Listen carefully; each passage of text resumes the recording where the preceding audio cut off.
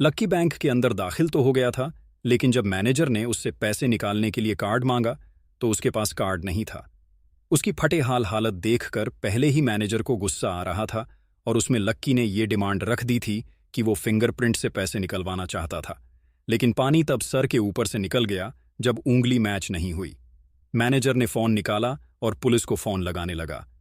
अरे अरे, ये क्या कर रहे हो? देखिए सर, मेरी बात सुनिए। मैं कोई क्रिमिनल नहीं हूं। हो सकता है मैंने गलत उंगली लगा दी हो।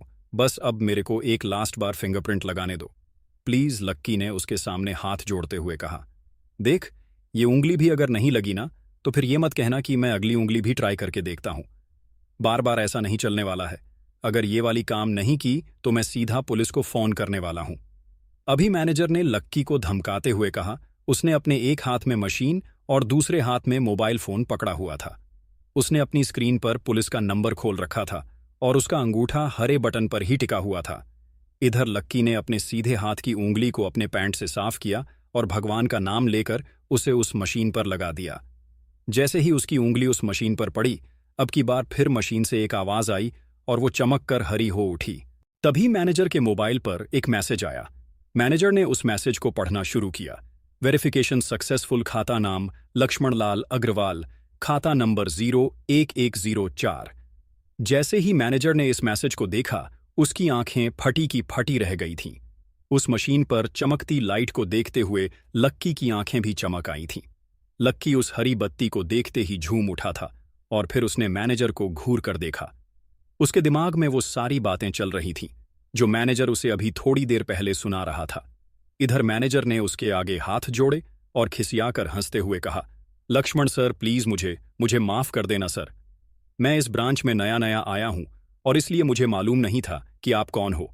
मैं इस ब्रांच का कस्टमर मैनेजर शशिकांत वर्मा हूं। प्लीज आगे भी मेरा ध्यान रखना सर, प्लीज। Sorry sir. हाँ हाँ, ठीक है। तुम मुझे ये बताओ कि मेरे खाते में कितने पैसे रखे हुए हैं, लक्की ने कहा, और वो अब सोफे पर बैठ गया। मैनेजर उसके सामने ही खड़ा हुआ था और उसके खाते की जानकारी अपने फोन पर ही निकाल रहा था। उसने अपने फोन पर इधर उधर कुछ उंगलियां चलाई और बोला, हो गया सर, आपके खाते में इस वक्त 90,80,70,650 रुपए रखे हुए हैं सर। शशिकांत के खुद के होश इतनी बड़ी रकम को देखने के बाद उड़ गए थे। उसे विश्वास नहीं हो रहा था कि इस आदमी के खाते में इतना पैसा भी हो सकता था। लक्की की शक्ल देखकर तो यही लग रहा था कि उसकी उम्र 20 से 22 साल से ज्यादा नहीं थी। ऐसे में अगर उसके खाते में इतना सारा पैसा रखा हुआ था तो ये वाकई बहुत बड़ी बात थी। शशिकांत अपने मन में ये सोच रहा था कि दुनिया के 99% लोग ही अपनी पूरी जिंदगी काम करने के बाद भी इतना पैसा नहीं कमा सकते थे जितना कि लक्की के खाते में इतनी छोटी सी उम्र में रखा हुआ था। लेकिन लक्की ने इधर जब उसके फोन में अपने खाते पर पड़ी हुई जानकारी को देखा तो उसे कुछ अजीब सा लगा। उसे लग रहा था कि उसे तुरंत इतने पैसों के हिसाब से अब अपनी जिंदगी को ढालने की कोशिश करनी शुरू कर देनी चाहिए, वरना उसके साथ वही होने वाला था जो आज बैंक में उसके साथ हुआ था। अरे अरे सर, खाते में पैसे के अलावा और भी चीजें हैं जो मैं आपको बताना चाहता हूं सर। मैनेजर ने फिर से अपनी फोन पर उंगलियां फिराई और बोला, सर, एक तो आपके खाते में एक फर्रारी जुड़ी हुई दिखा रहा है सर। इसके अलावा आपके खाते में 2 किलो सोने की 100 ईंटें रखी हुई हैं, 5 किलो सोने की 20 ईंटें, पिकासो की 3 असली पेंटिंग है, 20 हीरे हैं 24 कैरेट के, और भी बहुत कुछ है सर। मैनेजर ने हाँफते हुए और अपने पसीने साफ करते हुए कहा। इतना सारा धन देखने के बाद जो शशिकांत की आंखें तो बाहर ही निकल आई थीं, उसने कभी लक्की जितना अमीर आदमी अपनी जिंदगी में नहीं देखा था, जितना पैसा और सोना और जायदाद उसके पास था। उसका 10% भी इस ब्रांच में किसी और के पास नहीं था। ठीक है, चलो मुझे एक कार्ड दे दो तुम, लक्की ने अपने दोनों हाथों को अपने सिर के पीछे रखते हुए कहा। जी जी सर, मैं अभी आपके लिए एक नया कार्ड बनवा देता हूं सर, मुझे बस 10 मिनट दीजिए सर। बस 10 मिनट, शशिकांत ने कहा और फिर लक्की के सामने ही निकल गया। जितनी देर में लक्की ने अपने फोन पर फिर से उस मैसेज को खोलकर देखा, उतनी ही देर में मैनेजर उसके लिए एक चमकता हुआ सुप्रीम कार्ड लेकर उसके सामने आ गया था। लेकिन उस कार्ड को देखने के बाद ना जाने क्यों मैनेजर को ऐसा लग रहा था कि ये कार्ड लक्की की संपत्ति के आगे कुछ भी नहीं था। फिर भी मैनेजर इसमें कुछ नहीं कर सकता था क्योंकि वो जानता था कि उसके पास इस ब्रांच में इससे बड़ा और कोई कार्ड नहीं था। इसलिए फिलहाल वो लक्की को यही दे सकता था। उसने उस कार्ड पर लक्की का पूरा नाम लक्ष्मणलाल अग्रवाल गुदवा दिया था। लीजिए सर, आपका कार्ड, पासवर्ड वगैरह सर आपको ईमेल पे मिल जाएगा, शशिकांत ने मुस्कुराते हुए कहा, और वो लक्की के सामने हाथ बांधकर खड़ा हो गया।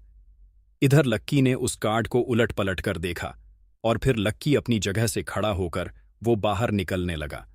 शशिकांत का मन तो यही कर रहा था कि वो उसे दरवाजे तक छोड़ने जाए, लेकिन उसकी ड्यूटी इसी ऑफिस में थी और वो किसी को बाहर छोड़ने नहीं जा सकता था। फिर भी वो लक्की के लिए दरवाजा खोलने के लिए आगे आ गया था। इधर यास्मीन अपने कैबिन में अपना सिर पकड़े हुए बैठी थी। उसे समझ नहीं आ रहा था कि आखिर अंदर चल क्या रहा था। एक पल को तो उसे लगा कि लक्की पागल नहीं बल्कि बदमाश था कोई, और उसने शशिकांत को बंदी बना लिया था। लेकिन जब वो लक्की के लिए कार्ड लाने के लिए अपने दफ्तर से बाहर आया तो यास्मीन को लगा कि कुछ गड़बड़ नहीं हुई थी। फिर ये इतनी जल्दी में कहाँ जा रहे हैं, उसने अपने आप से पूछा। शशिकांत को सुरक्षित देख बैंक के बाकी लोग भी दरवाजे पर से पीछे हट गए थे। वैसे भी उसे देखते ही सब लोग अपनी अपनी जगह पर वापस दौड़े चले जाते थे। शशिकांत का खौफ ही ऐसा था कि उसकी आंखों की झलक भर से खड़ा कर्मचारी जाकर अपनी कुर्सी पर बैठ जाता था। लेकिन एक बार शशिकांत के बाहर आने के बाद वो दोबारा बाहर नहीं आया था और न ही लक्की कमरे से बाहर आया था। इधर यास्मीन परेशान हुए जा रही थी। वो जानती थी कि अगर कुछ भी गड़बड़ हुआ तो सबसे पहले उसकी नौकरी जाने वाली थी। उसने बड़ी मुश्किल से और मेहनत करके इस नौकरी को हासिल किया था और वो किसी पागल की वजह से इसे अपने हाथ से नहीं जाने देना चाहती थी। जैसे ही परेशान यास्मीन ने अपनी नज़र उठाकर फिर से उस कमरे की ओर देखा तो पाया कि लक्की बहुत ही आराम से उस कमरे से बाहर निकलकर दरवाजे की ओर बढ़ता चला जा रहा था। ए रुको, तुम इस तरह बाहर नहीं जा सकते, यास्मीन जोर से चिल्लाई और भागते हुए लक्की के पास चली गई। तुम्हारी हिम्मत कैसे हुई जबरदस्ती हमारे वीआईपी रूम में घुसे चले जाने की, यास्मीन ने गुस्से में पूछा। उसका मन तो यही कर रहा था कि वो अभी लक्की का गिरेबान पकड़कर उसे झकझोर दे, लेकिन उसने अपने आप को रोक रखा था। मैंने पहले भी कहा था ना आपसे, मैं यहां सिर्फ अपना पैसा लेने आया था और कुछ नहीं, लक्की ने कहा और मुस्कुराने लगा। यास्मीन ने देखा कि उसके हाथ में एक सुप्रीम कार्ड था और वो उसकी उंगलियों के बीच चमक रहा था। यास्मीन के दिमाग में आया कि लक्की ने ये कार्ड कहीं अंदर से चुरा तो नहीं लिया, और इससे पहले कि वो यहां से चोरी करके भागता, यास्मीन जोर से चिल्लाई, सिक्योरिटी सिक्योरिटी। एक उसकी आवाज को सुनते ही दो बंदूक वाले गार्ड भागे भागे यास्मीन के पास आ गए। ये चोरी करके भाग रहा है, पकड़ो इसे। लक्की ने जब यास्मीन के मुंह से ये बात सुनी तो उसके कान खड़े हो गए। इससे पहले कि वो वहां से अपनी जान बचाकर भाग पाता, सिक्योरिटी वालों ने उसे धर दबोच लिया था और फिर उसकी जेब टटोलने लगे थे। इधर यास्मीन ने देखा कि उस सुप्रीम कार्ड पर उसने अपना नाम भी गुदवा लिया था। तुम्हारी इतनी हिम्मत कि तुमने शशिकांत सर को डराकर अपना नाम भी लिखवा लिया। इस पर इसकी जेब चेक करो, यास्मीन ने गुस्से से कहा। दोनों में से एक गार्ड लक्की की जेब टटोलने लगा था। लक्की की समझ में नहीं आ रहा था कि आखिर ये लड़की उसे समझ क्या रही थी।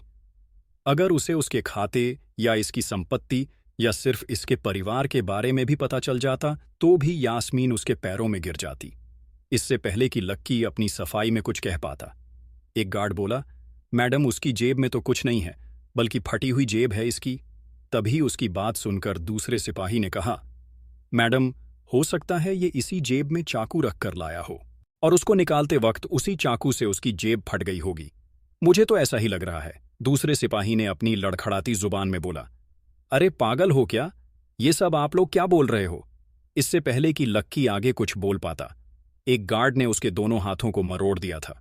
इधर यास्मीन अपने मन में सोच रही थी कि अगर वो चाकू लाया था तो फिर वो चला कहाँ गया था बाप रे। अचानक से यास्मीन की आंखें बड़ी सी हो गई थीं। उसे लगा कि लक्की ने उस चाकू से शशिकांत का खून कर दिया था। यास्मीन ने तुरंत अपना फोन निकाला और पुलिस को फोन मिलाते हुए कहा, हेलो पुलिस स्टेशन, मैं न्यू सिटी बैंक से बोल रही हूं। हमारी बैंक में एक सन की चोर घुस आया है और उसने हमारे एक कस्टमर मैनेजर का खून कर दिया है। आप प्लीज जल्दी आ जाइए सर, यास्मीन ने घबराते हुए कहा और फोन रख दिया। तब तक दोनों गार्ड ने लक्की को नीचे घुटनों के बल बैठा दिया था और उसके सिर पर बंदूक तान दी थी। जैसे ही बाकी लोगों ने भी अपनी आंखों के सामने ये मंजर देखा तो वो सब लोग भी लक्की के आसपास घेरा बनाकर खड़े हो गए। अंदर बैठे मैनेजर ने जब इस हलचल को देखा तो वो भी अपना सारा सिस्टम बंद करके बाहर आ गया। अरे क्या हो रहा है ये सब?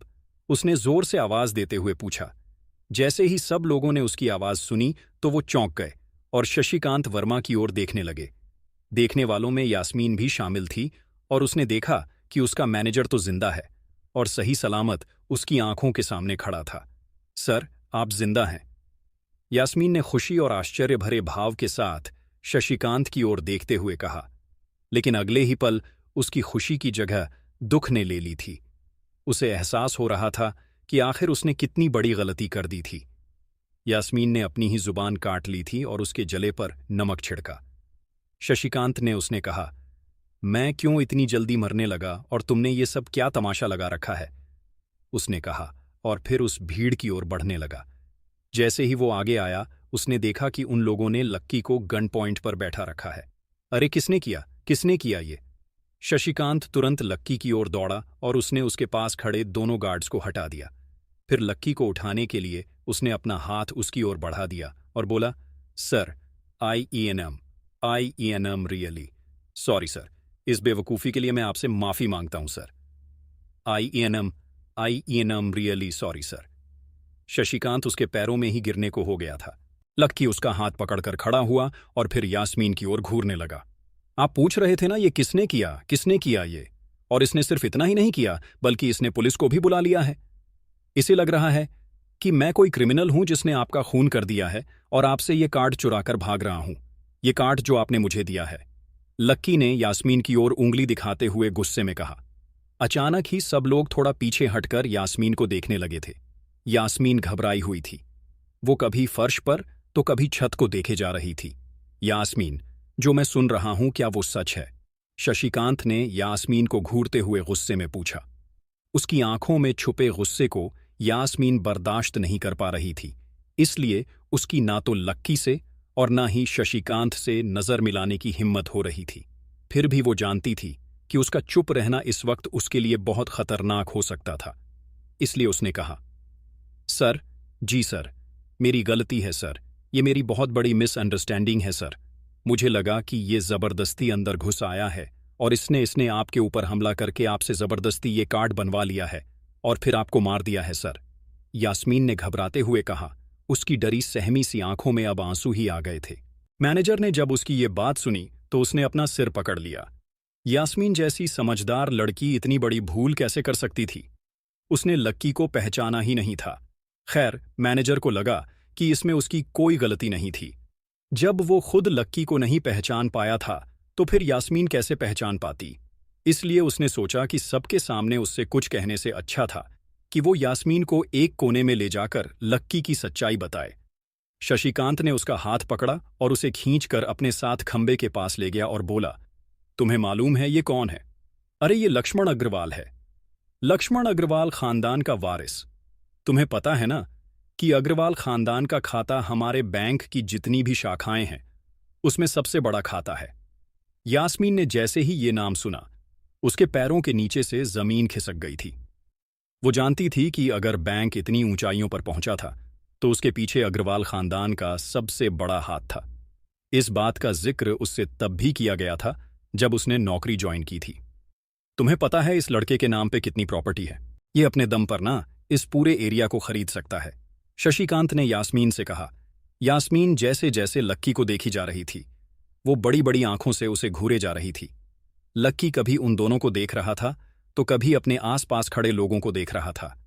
अब सबसे पहले तो पुलिस को फोन करो और उनसे कहो कि हमसे गलती हो गई थी और उसके बाद जाकर तुम उनसे भी माफी मांगो और अगर उन्होंने तुम्हें माफ कर दिया तो तुम्हारी किस्मत, वरना समझ लेना कि तुम्हारी नौकरी चली गई। शशिकांत ने कहा और दौड़कर लक्की के पास जाकर खड़ा हो गया। इधर यास्मीन अभी भी वहीं पर खड़ी थी। अभी अभी जो शशिकांत उसे बताकर गया था उसे यास्मीन पचा नहीं पा रही थी। उसे लग रहा था कि उसमें उसकी कोई गलती नहीं थी, लेकिन कोई उसकी सुनने वाला नहीं था। बैंक उस छोटी सी मैनेजर के चक्कर में अपने सबसे बड़े कस्टमर को छोड़ने वाला तो नहीं था। अब मेरे पास और कोई रास्ता नहीं बचा है, यास्मीन ने निराश होते हुए अपने आप से कहा और फिर अपनी जेब से फोन निकालकर पुलिस थाने में फोन लगाया। जैसे ही यास्मीन ने पुलिस वालों से ये कहा कि उससे गलती हो गई और जिसे वो बदमाश समझ रही थी असल में वो बदमाश नहीं बल्कि शहर के सबसे बड़े रईस का बेटा था, तो उधर से आवाज आई, मैडम सॉरी, लेकिन अब तो गाड़ी निकल गई है, वहां पहुंचती होगी। अब आपको जो भी कहना है इंस्पेक्टर साहब से कह देना। और उस पुलिस वाले ने फोन काट दिया।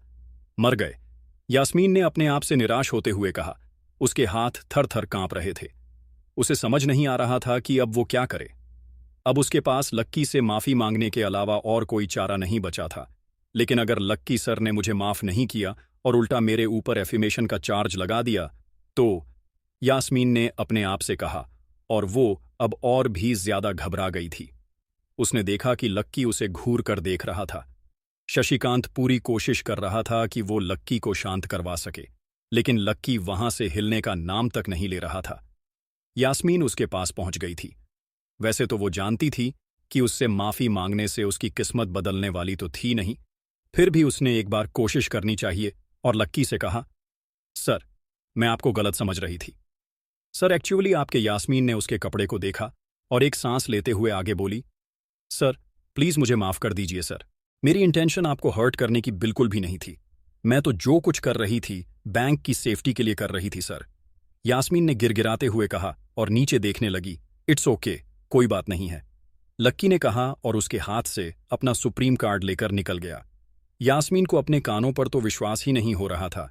वो मान ही नहीं पा रही थी कि लक्की ने उसे माफ कर दिया था।